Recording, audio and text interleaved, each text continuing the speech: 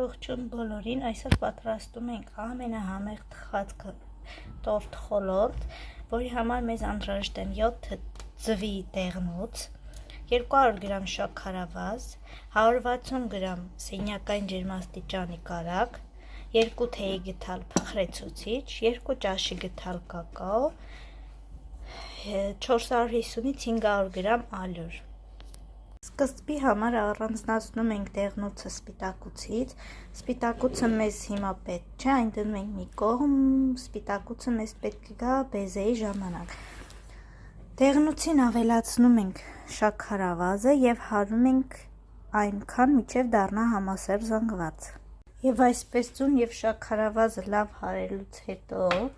ավելացնում ենք 2 թեյի գդալ փխրեցուցիչ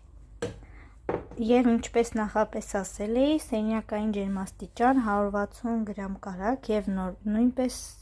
հարում ենք։ Եվ այսպես արդեն հարիճը դնում ենք մի կողմ, ավելացնում ենք ալյուրը այնքան, որպեսզի ստացվի ոչ շատ պինդ խմոր,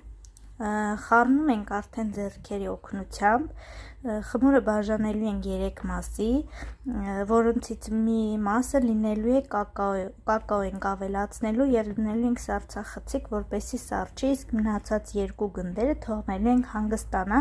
և այդ ընթացքում մենք կպատրաստենք բեզեն։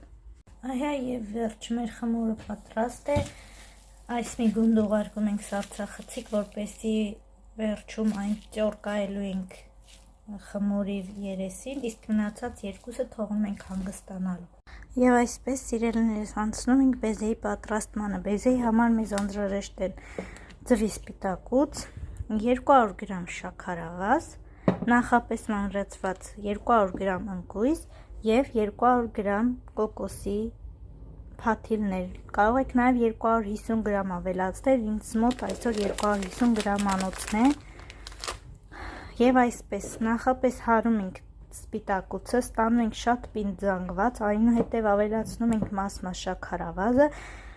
և մեր ստացված բեզեն բաժանում ենք 2 մասի, մի մասին ավելացնում ենք ընկույզը, մյուս մասին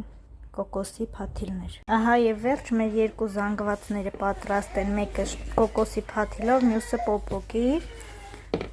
Մի շերտը բացում ենք ձեռքերի օգնությամբ, քսում ենք բեզեն և դնում ենք նախապես տաքացված ջեռոցում։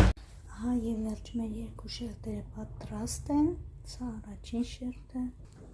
և սա մեր երկրորդ շերտն է։ Այնուհետև անցնում ենք կրեմի պատրաստման։ Կրեմի համար մեզ անհրաժեշտ է 250 գրամ սենյակային ջերմաստիճանի կարագ և 1 բանկա եփած խտացրած կաթ։ Ահա և վերջ սիրելիներս մեր 2 շերտերը պատրաստ են, մեր շատ համեղ կրեմը պատրաստ է։ Հիմա դնում ենք առաջին շերտը, ավելացնում ենք ամբողջ կրեմը և դնում ենք երկրորդ շերտը։